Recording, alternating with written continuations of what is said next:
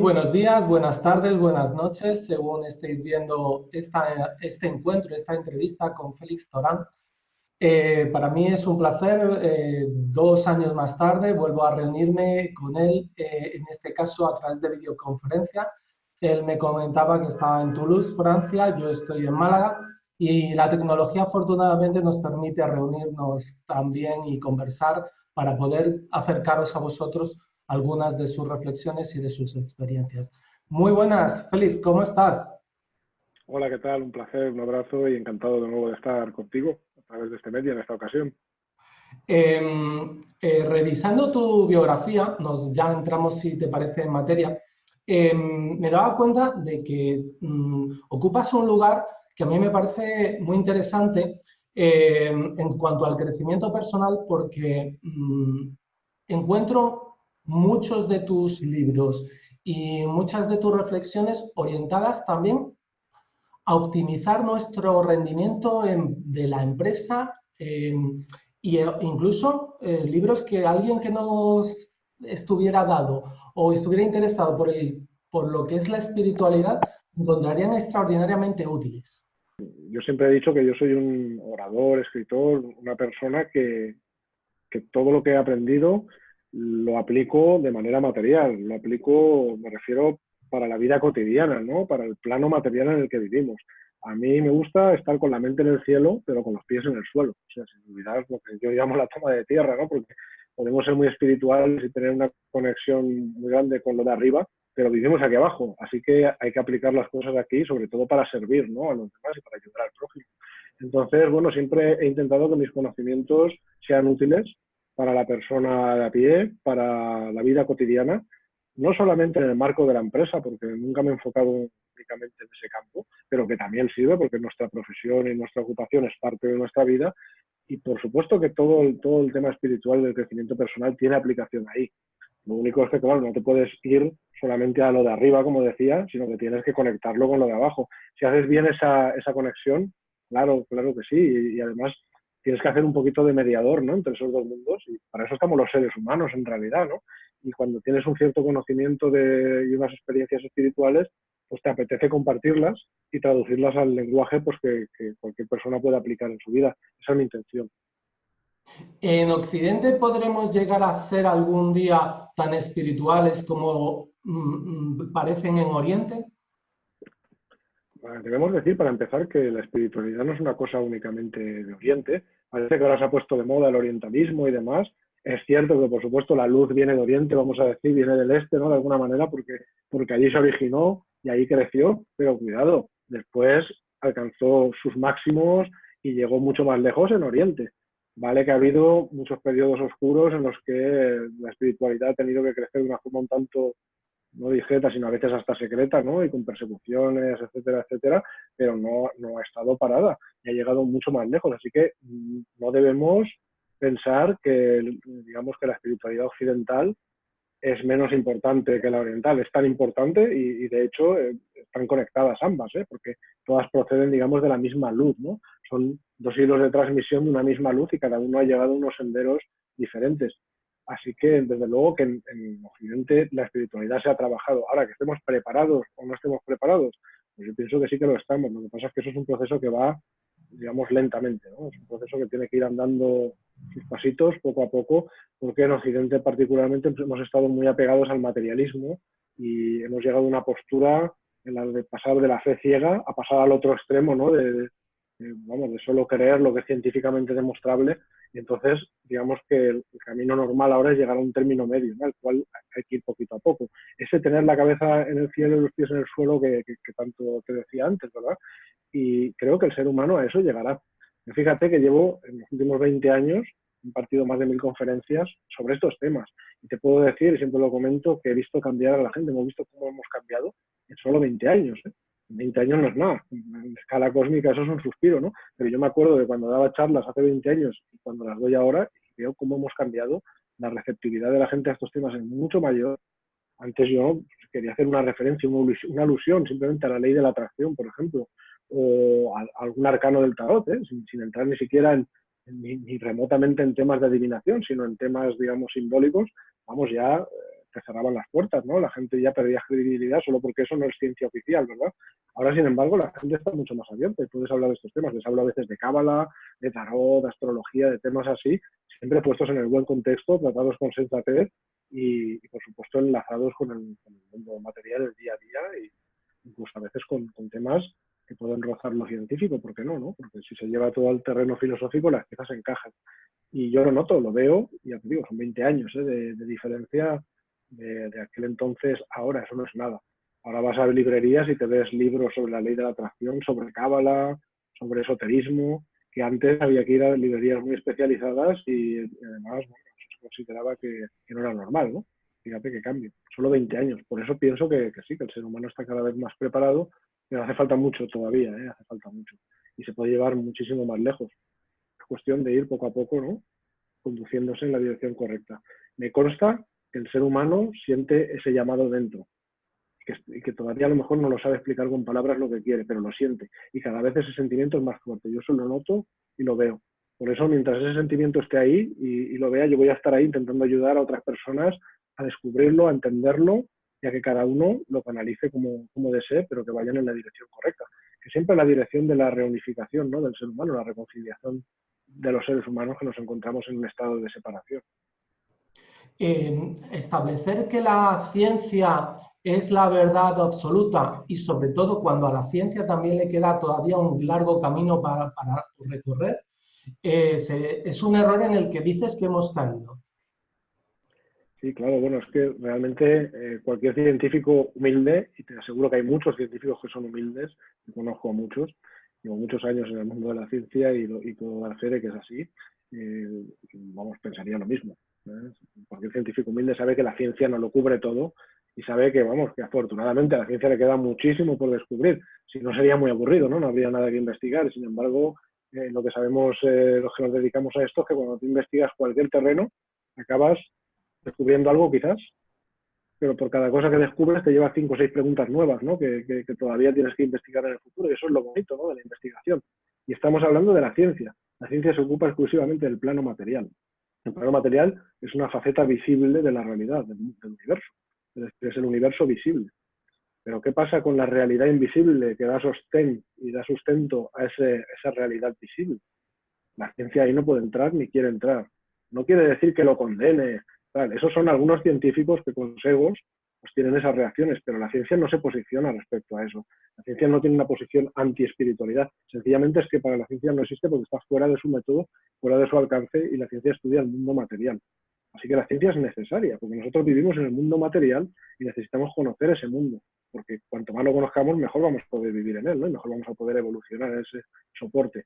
Por otro lado, también nos hace falta conocer bien el mundo espiritual, si no nos quedaremos solo en una fracción de la realidad. Y para eso, por supuesto, la respuesta no está en la ciencia no se ocupa de la espiritualidad, para eso hay que entrar en temas de espiritualidad. Así que son dos facetas complementarias, son como dos caras de una misma moneda. Digamos que el mundo material es la parte visible de esta otra realidad invisible, no es que sea un mundo diferente. Como es arriba, es abajo. Si tú conoces lo de abajo, podrás entender mejor lo de arriba. Y si estudias lo de arriba, también entenderás por qué la ciencia encuentra abajo lo que encuentra, ¿no?, en el mundo de la materia. La palabra espiritualidad, ¿a veces sientes que se queda pequeña para explicar todo lo que abarca? Es que claro, y luego cada uno además la traduce en los términos que le convienen o que desea o que, bueno, humildemente conoce y puede explicar. Es normal, somos seres humanos, nos movemos en un mundo además a través de la mente consciente, a través de los conceptos, además de las ideas, lo conceptualizamos todo, y cuando hablamos de algo tan grande, ¿no?, y que abarca tanto y que es tan abstracto, pues todos nos creamos una idea que, quieras que no, está limitada, ¿no?, tiene sus límites. Pero sí, es cierto, pero lo que hay que comprender es que la espiritualidad viene a ser, es la búsqueda de algo superior, que todos sentimos que está ahí, y viene a ser como la cima de una montaña, ¿no? Esa cima es la misma para todos, pero los caminos que llevan a esa cima son distintos y transcurren por distintas laderas. Cada cual sigue un camino. Hay quienes van haciendo eses, hay quienes siguen un camino más estructurado, tipo buscador, por ejemplo, hay otros que siguen caminos filosóficos, hay otros que siguen caminos basados en dogmas o religiones, etcétera. Todos son igualmente respetables. Tenemos que ser sobre todo humildes y tolerantes. Ser humildes, entender que nuestro camino puede ser muy bueno, pero puede que no sea perfecto, porque no existe ningún camino perfecto. Siempre habrá algo que mejorar. y ser tolerantes con los caminos de los demás, porque al fin y al cabo todos conducen hacia la misma cima, y eso es lo verdadero importante. La espiritualidad, más que nada, tenemos que verlo como una dirección a seguir, ¿no? Como un vector, ¿no? Que nos impulsa hacia algo, y luego cada cual sigue un camino distinto, pero lo importante es ponerse en este camino, ¿no? Y el camino empieza dentro de nosotros, ¿eh? Es un trabajo interior. Ese camino interior, antes hablabas de los arcanos, de la cábala y hablabas también de la astrología. ¿Ese camino interior tiene herramientas como esas tres y otras cuantas que nos pueden hacer llegar a comprender o a intuir o a trascender cosas en este ámbito material? ¿A ti te seducen esas herramientas? No solamente es un tema de seducción, es un tema de que no solo son herramientas, es que son conocimientos que se pierden en la noche de los tiempos, que no están ahí por casualidad y que siempre han ido unidos al desarrollo interior y a la espiritualidad, lo queramos entender o no. Uno puede, por ejemplo, recorrer un sendero religioso basado en dogmas y estar, por ejemplo, siguiendo un mito solar o siguiendo incluso algunas pautas, por ejemplo, en determinados textos sagrados que están perfectamente conectadas, por ejemplo, con los conocimientos de la cábala, con los conocimientos de la astrología, etcétera, etcétera. Y puedo estudiar todo eso de manera dogmática, a lo mejor sin saberlo. Pero si tienes esas herramientas, esos conocimientos, podrás ahondar mucho más, ¿no? Por ejemplo, cuando conoces la cábala, conoces los 72 nombres de Dios, ¿no? Es una parte del estudio de la cábala súper interesante. Se puede entender ese pasaje de la Biblia del Éxodo, donde Moisés abre las aguas y escapa con su pueblo a través del Mar Rojo, que no está puesto ahí por casualidad, que ahí tiene una cantidad de información increíble, que quien sabe verla y que tiene las herramientas para verla la puede entender. Y solo te estoy dando un ejemplo. Eso ya es un campo de estudio, vamos, yo creo que para escribir tesis doctorales, y solo con eso ya te puedes dar cuenta, por ejemplo, de que la cábala es una herramienta excelente, no solo a nivel práctico, espiritual, interior, sino también para entender los textos que se pierden en la noche de los tiempos y para entender ese viaje interior que tienes que hacer, para entender mejor la creación, para entender mejor al ser humano, para entender mejor el rol del ser humano respecto a la creación, cuál es nuestro lugar, etcétera, etcétera.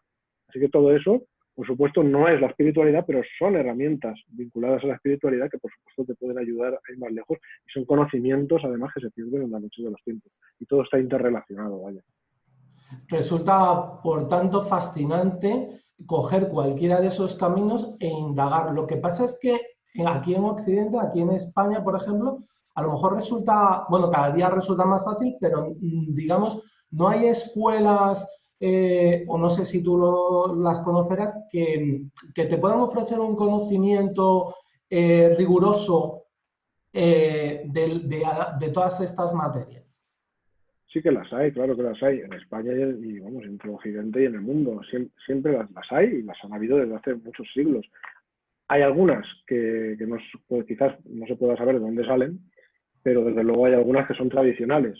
Tradicionales significa que puedes trazarlas en el tiempo hacia atrás y que proceden de una tradición, ¿no? que ha sido legada, ¿no? a través de los siglos, una regularidad, ¿no? iniciática, por ejemplo. Así que existen caminos filosóficos, caminos iniciáticos, y desde luego el que quiere encontrarlos simplemente debe indagar y los encontrará.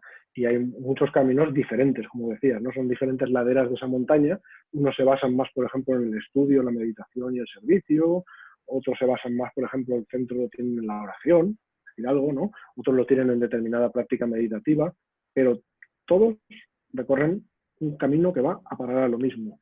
Y todos son compatibles entre sí, no hay choques, etcétera. Cuando todo procede de una misma tradición, y esa tradición está bien trazada y ha sido bien, digamos, regularmente transmitida, no hay lugar para incompatibilidades, ¿no? Simplemente se trata de que cada cual puede tener preferencia por un camino o por otro.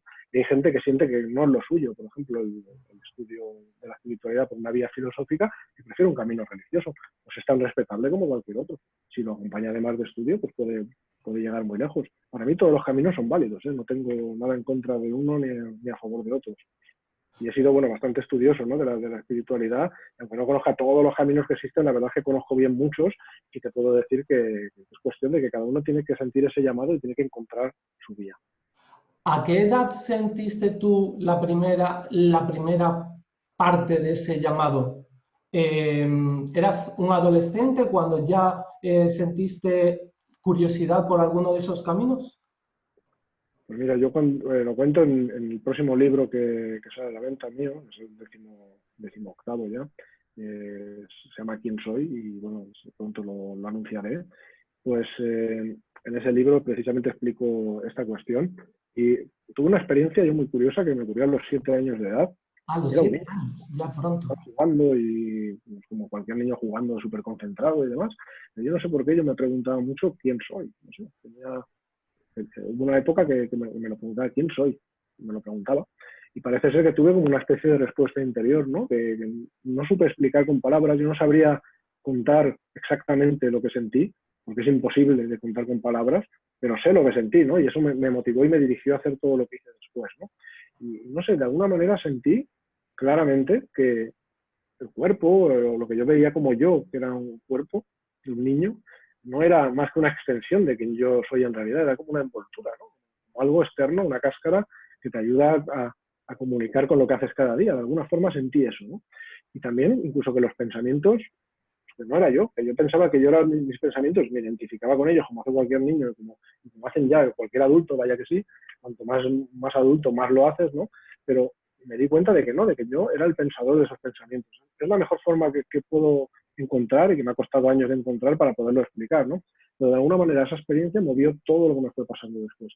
Y me ocurrió a los 22 años también, a los 33 lo recuerdo perfectamente, y me han ocurrido otras pequeñas experiencias así en otras situaciones que han sido como actualizaciones, ¿no? Y que de alguna manera me han dejado una huella dentro que luego se ha reflejado fuera en lo que he hecho, ¿no? En hacia dónde he dirigido mis investigaciones, en qué cosas me he interesado, en empezar buscando con la ciencia en el mundo material, algo que no he abandonado porque es necesario, como existía antes, pero también dirigir mi mirada hacia arriba, no solo hacia abajo, ¿no? Y hacer la búsqueda también por otros caminos.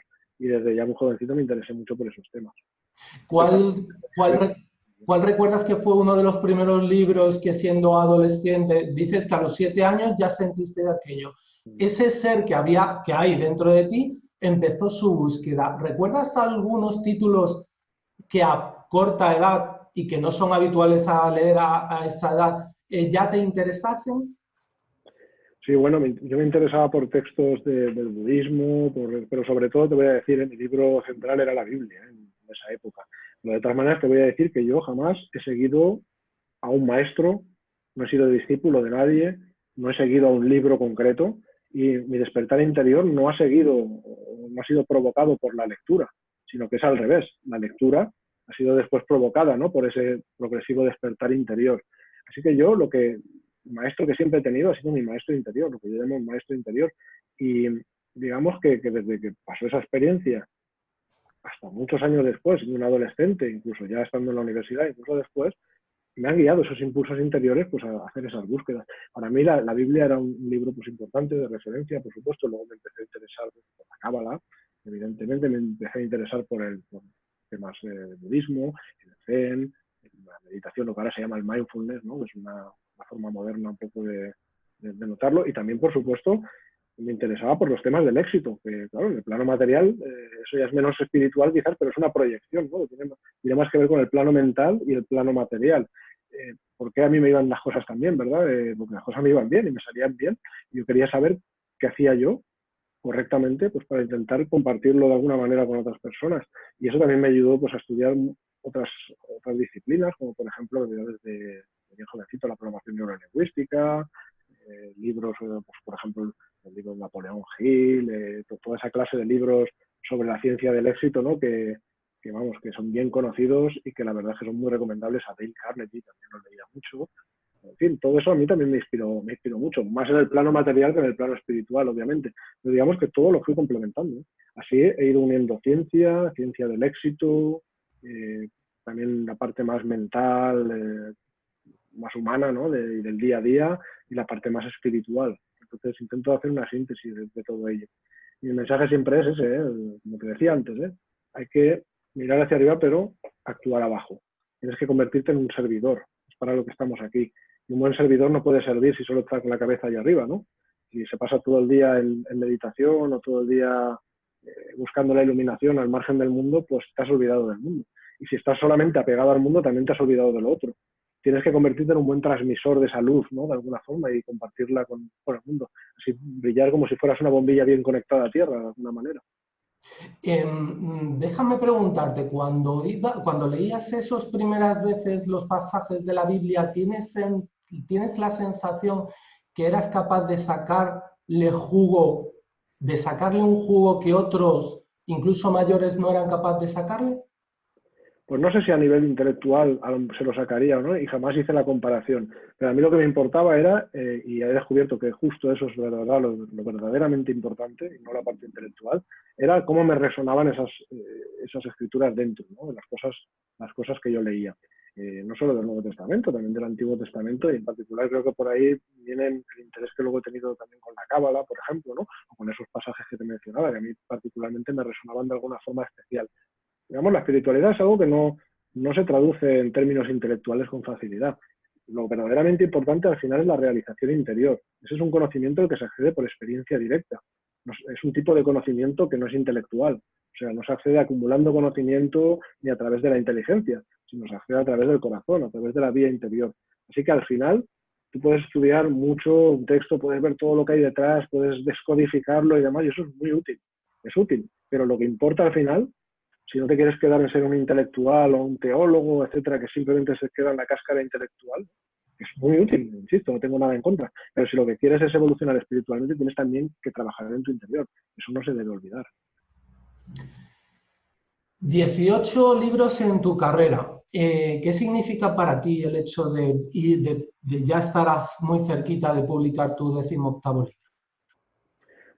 Pues te digo una cosa, 18 libros y bueno, el 19º ya lo he terminado este verano, que saldrá el año que viene, ya sabes que hay que ir con algunos meses de antelación, ¿no? Para producir los libros, pero decirte que es la misma ilusión, ¿eh? O te diría incluso más, ¿no? O sea, cuando va a salir un libro yo tengo la misma ilusión que cuando salió el primero, la misma ilusión, las mismas ganas de, pues, ya no estás pensando que se venda mucho y tal, no, lo que estás pensando es que cumpla su misión, ciertamente. Para mí es lo más importante, porque yo no escribo los libros solamente pensando en cifras, sino que yo los escribo pensando en un acto de servicio. Entonces, de alguna manera estás compartiendo algo que si va a llegar a personas y esas personas lo van a aplicar en su vida y les va a resultar de utilidad, pues eso te llena.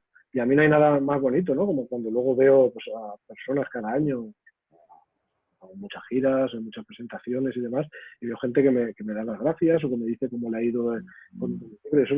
No hay nada más bonito que te puedan decir, ¿no? Que algo a lo que tú le has dedicado esa entrega, esa energía, esas ganas de ayudar, ver que está ayudando. O sea, prefiero que un libro mío se venda poco, pero que ayude a esas personas, que no que se venda mucho, pero en realidad sea una lectura anecdótica y que no ayude para nada. Entonces, mi objetivo verdaderamente, lo que a mí me llena realmente es eso, esa es la intención con la que escribo, publico y con la que tengo el mismo entusiasmo. ¿Sí?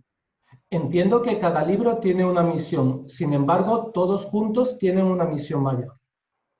Sí, digamos que de alguna manera se pueden leer por separado, cada cual, por supuesto, son libros completamente independientes y yo no quiero obligar a un lector a que tenga que, para entender una obra, referirse a otra mía, ¿no? Porque no me parecería justo del todo. Entonces, en muchas de ellas incluso recupero material necesario para no obligar al lector a tener que ir a la obra anterior o doy algún vínculo online para encontrar esa información, ¿no? Se pueden leer en cualquier orden, se pueden leer de forma independiente, sin embargo están formando un mismo tejido, como decías, ¿no?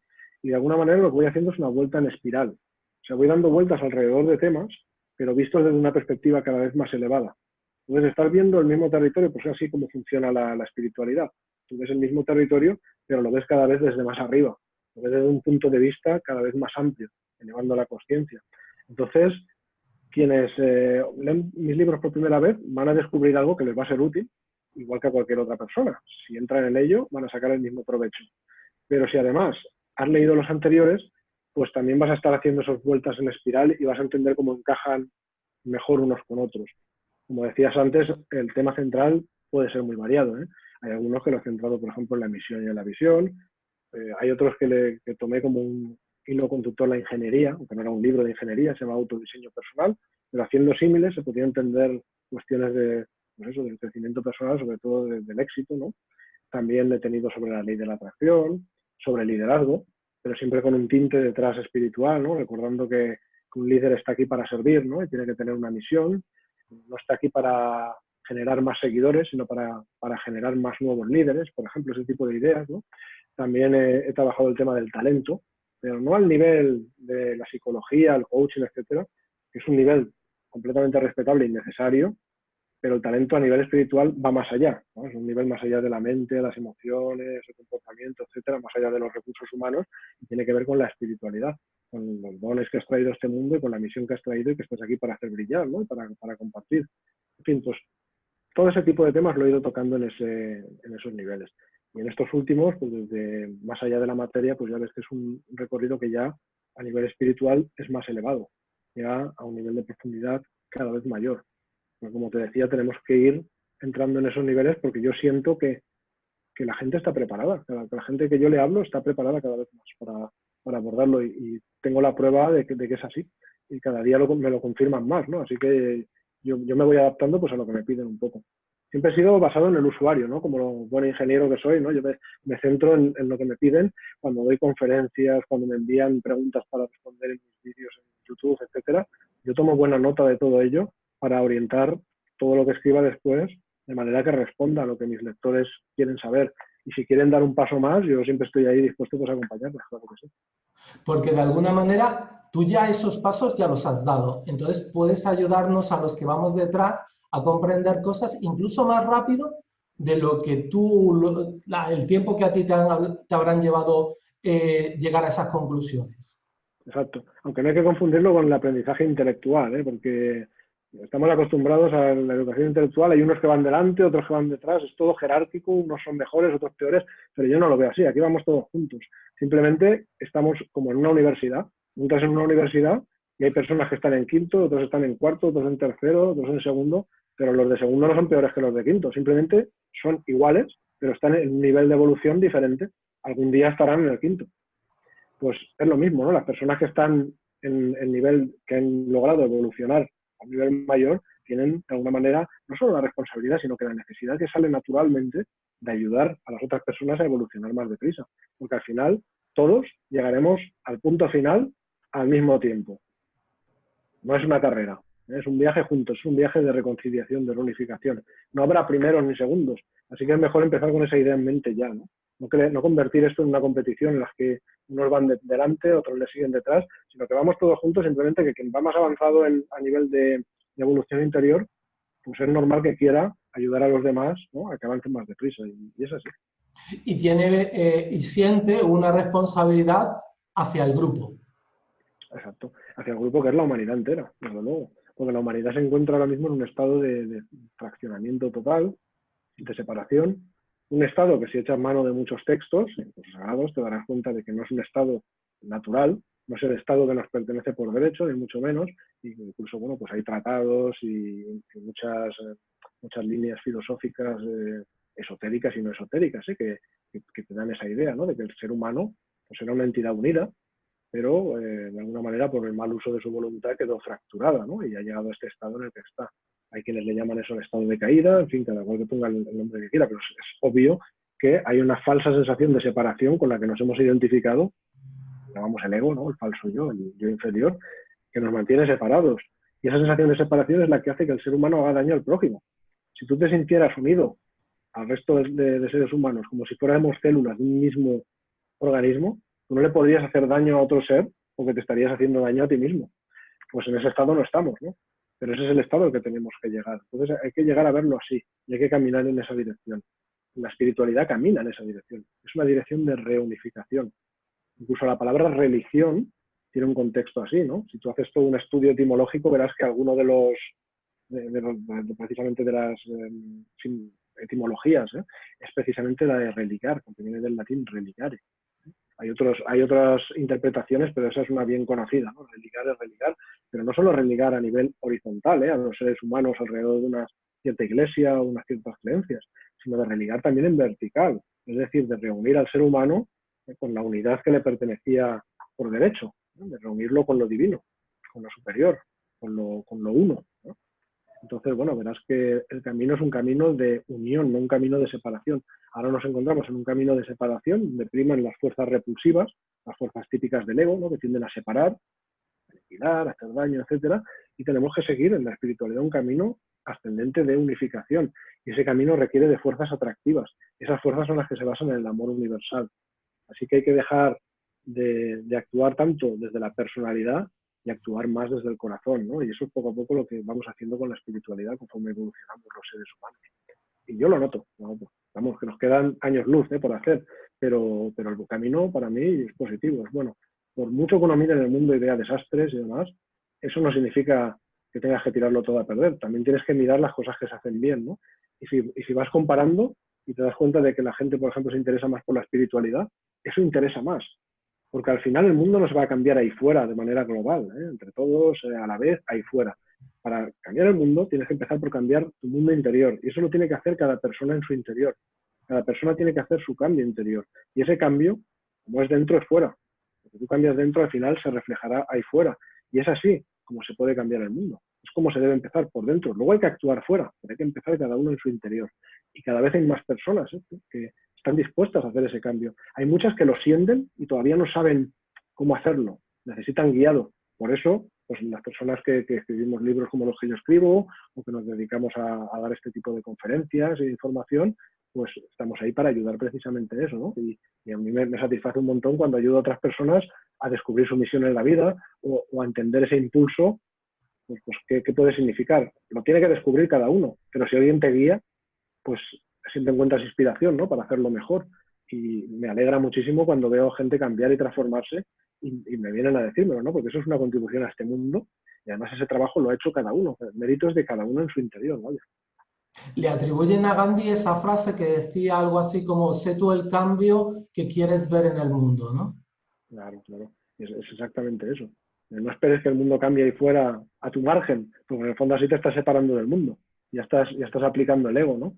Si tú te consideras parte del mundo, entonces el mundo no solo está ahí fuera, también está dentro de ti. Tú y el mundo sois una misma cosa, en el fondo, no estáis separados. Así que hay que empezar por hacer cambios en el interior.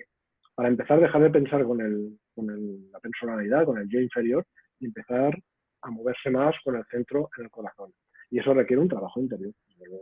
Fíjate, si todos los seres humanos aquí en este planeta practicaran la meditación, por decirte, todos los días, una técnica la que sea, una técnica concentrativa, por ejemplo, que mantuviera la mente más concentrada, por lo tanto, imposible de ser afectada por la personalidad o por el ego, etcétera, con el foco en una sola cosa, eso luego va traduciéndose a la vida cotidiana, ese foco mental, te lo llevas a lo que haces cada día, lo muestras ahí fuera, esa paz interior que vas ganando se va traduciendo en paz exterior y el mundo sería muy, muy diferente.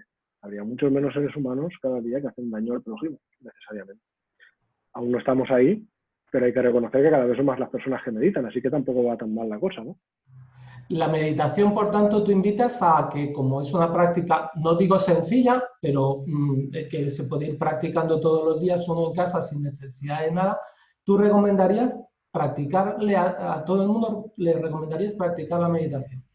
Desde luego, y es una práctica, como bien dices, es una práctica que es simple, pero no es sencilla. No es sencilla en el sentido de, a ver, siempre te puedo decir, es que es difícil. Bueno, es difícil. Yo siempre digo ahí, cuidado, fácil y difícil, estamos ante una dicotomía, ante un par de opuestos que se pueden reconciliar, pero que son dos pares de opuestos completamente relativos. O sea, nadie sabe dónde termina lo fácil y dónde empieza lo difícil. Lo que para mí es fácil, para ti puede ser difícil y viceversa. No se puede de manera objetiva definir, es completamente subjetivo y relativo. Así que decir que una cosa es difícil tiene muy poco sentido y es más una excusa que otra cosa. Las cosas no son ni fáciles ni difíciles, las cosas cuestan un esfuerzo. Y la verdadera cuestión es si estás dispuesto a hacer ese esfuerzo. Pues bien, el esfuerzo para practicar la meditación merece mucho la pena. Nadie puede decir que le quite mucho tiempo, porque con 5 minutitos, 10, todo lo más, cada día es suficiente para empezar. Luego tú empiezas a practicar la concentración, dedicando 10 minutos, pasa un mes y estás ya deseando aumentar el tiempo y ya estás deseando que llegue el día siguiente para volver a meditar. Tampoco hay que hacer excesos, un sobreexceso, sobre todo al principio, cuando uno es muy experto de meditación, también recuerda que estás manejando energías y demás y puedes producir ciertos desequilibrios. O sea, meditar tiene que hacerse bien hecho, siguiendo una práctica conocida, no haciendo cosas raras y, por ejemplo, una práctica concentrativa y hacerlo de manera dosificada, ¿no?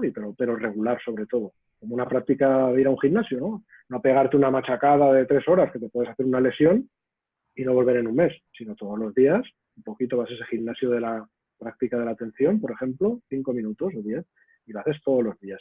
Y cuando te quieres dar cuenta, mucho antes de lo que puedas pensar, ya estás viendo beneficios. Y además están reflejándose en tu vida diaria. Y luego puedes ir a por prácticas más complejas, tipo, por ejemplo, como el mindfulness, que hay todo un abanico de prácticas, o hay tantas, ¿no? El que le interesa el Zen, ¿no? Puede hacer un tipo de meditación que se hace en el Zen, tanto trabajar con un koan, como shikantaza, como, bueno, pues se puede hacer un montón de cosas. Hay gente que prefiere prácticas de visualización, hay prácticas de tipo cabalístico, por ejemplo, ¿no? Cuando se estudia la cábala. Pero es que todo comienza por lo mismo, comienza con el entrenamiento de la concentración y después hay otra facultad que es la facultad de apertura, ¿no? Mental, ¿no? De tener la atención completa pero abierta a todo tipo de fenómenos que puedan llegar, ¿no? Lo que se llama la conciencia sin elección. En el tarot, esas dos posibilidades de alguna forma están representadas por el loco y el mago, ¿no? El mago está concentrado con la mente en una cosa, o sea, es la mente concentrada, pero por excelencia. Y luego el loco, fíjate la cara que tiene mirando hacia el infinito, con un precipicio delante y sin miedo a caer, y siempre con un paso que dar. Esa es la actitud de la mente atenta, pero abierta a todo, abierta a ese potencial infinito, ¿verdad? Sabiendo jugar con esas dos formas mentales, puedes trabajar con el subconsciente, puedes pedir ayuda al maestro interior, puedes hacer un montón de cosas. Pero todo eso se llega, pues claro, hay prácticas, hay senderos que están muy estructurados y probados durante siglos, ¿no? Y han dado buenos resultados y el que quiere seguirlos los sigue. Hay otras prácticas que puedes aprender pues, por internet, hay otras que las puedes aprender en libros, cada cual tiene que elegir la suya. Yo tengo mi podcast donde comparto meditaciones guiadas con mi voz de tipo de meditación, visualización, retrospección nocturna, en muchísimos tipos, y las pongo siempre a disposición pues, para que cualquiera que lo desee lo pueda descargar y lo pueda utilizar, porque son útiles, ¿no? Te guían, te ayudan y te pueden ayudar a llevar una práctica regular. Incluso hay aplicaciones ya, fíjate si te digo que hay cada vez más gente que medita, como por ejemplo Insight Timer. La aplicación Insight Timer es la red más conocida del mundo, ¿no? de meditadores. Ya van por 8 millones, esto casi una red social prácticamente de meditadores. Puedes saber desde qué parte del mundo están meditando, puedes crear grupos, amigos, puedes meditar en grupo, tienes todas las herramientas para una práctica meditativa. Y también hay meditaciones guiadas. Y bueno, tengo el orgullo de poder decir que las mías también están ahí, están contribuyendo, ¿no? Para que esa comunidad, pues de forma gratuita, pues pueda utilizar todo ese material. La ciencia ha puesto en algunas ocasiones o experimentos su mirada en la meditación. Tengo entendido que en determinados fenómenos o ciudades, como por ejemplo, no sé si es real el experimento, la ciudad de Nueva York, un grupo de gente meditando y se estudió el descenso incluso de la delincuencia. Sí. ¿Te suena que eso se haya podido hacer? Vamos, es que eso se puede hacer, pero ten en cuenta que esos son estudios estadísticos. O sea, no es lo mismo cuando la ciencia pura, prueba una ley universal, prueba la ley de la gravedad, o no sé, una descarga eléctrica y estudias la intensidad de la corriente, etcétera. Estás con fenómenos que tienen efectos inmediatos, puede que los veas, puede que no, pero puedes medirlos y se aplican leyes universales de la física, se aplican las matemáticas, etcétera, y el método científico de manera estricta. Después hay otro tipo de fenómenos que quizás no son leyes universales puramente dichas, pero son fenómenos materiales que se pueden estudiar de acuerdo al método científico. Si no, utilizando magnitudes absolutas, sí que se puede hacer de manera estadística. ¿Y por qué no? Si se hace un estudio serio, bien hecho, se puede estudiar la correlación entre ciertas cosas, ¿no? La correlación entre una serie de sujetos meditando y un determinado suceso. Pero atención, debe siempre interpretarse los resultados correctamente, de manera estadística, no como una ley universal. No como decir, cada vez que 10 personas meditan en tal sitio ocurre tal cosa, no. Pero eso te da un dato, ¿no? Te da una orientación. Es como los científicos que han estudiado, por ejemplo, el efecto en la salud que pueda tener la práctica de la meditación. No quiere decir que esté probado al 100%, es científicamente probado que la meditación baja la tensión arterial. Pues habrá sujetos a los que no se la baje, quizás. Y de hecho hay médicos que dicen, cuidado, porque hay personas que la meditación no deben practicarla sin antes consultar. Así que lo que quiero decir es que esas cosas hay que entenderlas en su contexto. Son demostraciones basadas en muestras que pueden estar mejor o peor hechas, en una interpretación, en un análisis estadístico y luego, atención, cómo se analizan y cómo se interpretan esos datos. Son pasos adelante, pero no son pasos finales, no son demostraciones finales. Simplemente, eso sí, son reconfortantes y dan un paso adelante que luego otras personas tomarán, darán otro paso más adelante y así la ciencia va avanzando. Y ojalá algún día podamos tener una demostración muy férrea, que cada vez va siendo más, de que la meditación es buena para la salud. Yo no soy médico, no soy uno de esos investigadores que han investigado esos temas, pero sí que he leído mucho sobre ello. Y estoy bastante convencido de que esa es de que para mí esa es la conclusión personalmente, ¿eh? No lo digo a nivel científico, sino a nivel personal, confío en que es así. Porque para mí a nivel espiritual, bueno, no hay ninguna duda que mente, cuerpo no son dos cosas separadas. Así que si tú pones más en orden tu mente, de alguna manera el cuerpo también se tiene que poner más en orden, ¿no? Porque como es arriba es abajo. Así que no me extraña nada que practicar la meditación ayude en la salud en maneras que ahora se están descubriendo y en otras maneras que seguramente se descubrirán más adelante, estoy seguro. Con respecto a incendios que han sucedido tanto en España como fuera de España este verano, también nos inducían o nos invitaban a visualizar lluvias sobre esos espacios. Te habrán llegado alguna invitación, estoy seguro, no sé si tú has incluso invitado a la gente a hacerlo. ¿Crees que cuando nos unamos en ese tipo de visualizaciones podemos incluso provocar la lluvia en un espacio determinado que queramos que llueva?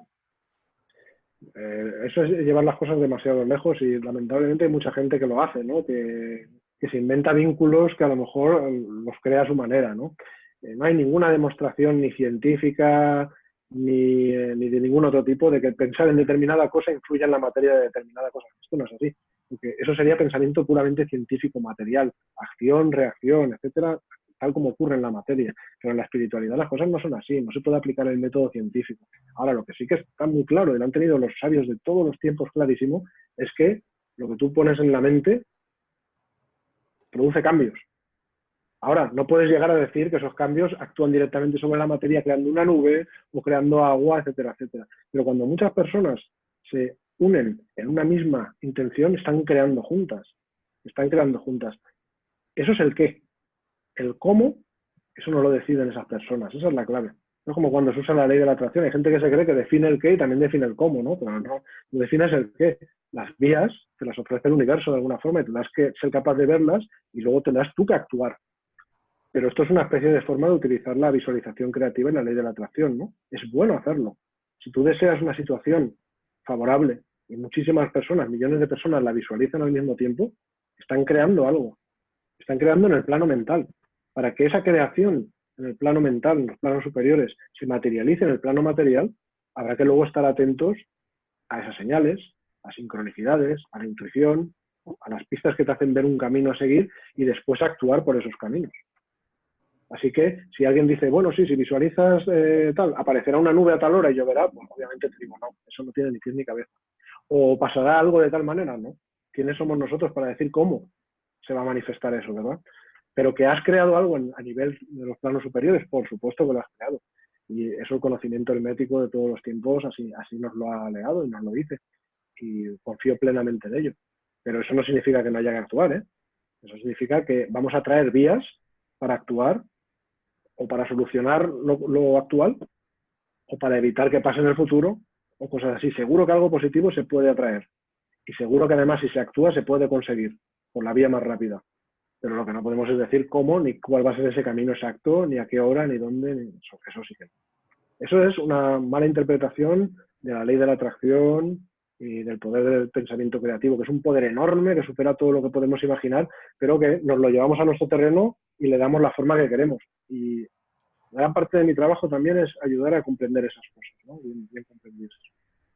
Yo personalmente te agradezco que te hayas, además de tu labor profesional diaria, te hayas involucrado, te hayas comprometido con la humanidad para ofrecernos y ayudarnos a comprender tantas y tantas herramientas que, como tú decías, se conocen desde la noche de los tiempos o desde hace muchos siglos, que necesitamos, como acabas de demostrar, que nos lo expliquen y que tomemos conciencia globalmente. Y la verdad es que, bueno, pues solo te puedo dar las gracias por invertir tanto tiempo y tanta pasión en hacerlo para que la humanidad vaya caminando en ese sendero hacia un lugar mejor. Bueno, yo te agradezco mucho tus palabras y bueno, ha sido un verdadero placer el pasar este rato juntos y poder hablar de estos temas tan apasionantes que no en todos sitios se puede hablar de ellos y en tanta profundidad y bueno, ha sido un placer, de verdad. Sin duda son apasionantes y esperemos compartir y contagiar nuestra pasión por ellos con muchos miles o millones de personas. Félix, muchísimas gracias. Un abrazo muy grande que espero te llegue instantáneamente a Toulouse y nos vemos pronto y mucha suerte con todo y con tu nuevo libro y con tus siguientes conferencias, que estoy convencido serán muchas porque estás, como decíamos, comprometido con el crecimiento personal y el despertar de la conciencia. Un abrazo grande. Un abrazo.